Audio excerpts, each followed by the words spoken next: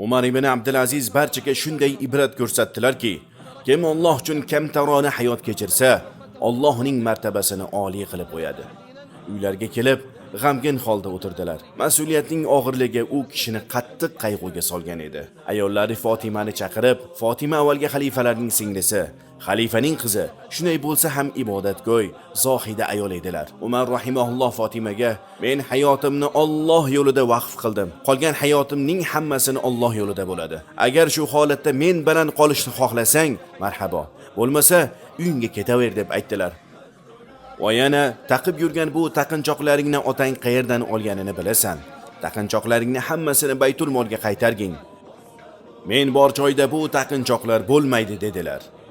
Bu gaplarni eshitgan Fatima, aslida Fatima ham dunyo zebu ziynatlariga ko'ngil qo'ymagan, faqat Allohning roziligini maqsad qilgan zohida ayollardan edilar. Umar rahimahullohga javob berib, barcha taqinchoqlarni bugunoq Baytul molga qaytaraman. Sizning hayotingiz bu meni ham hayotim. Iymon keltirib taqvo qilgan zotlar uchun oxirat yaxshiroqdir va abadiy jannat bordir. Birga bo'lishga rozi ekanliklarini aytdilar.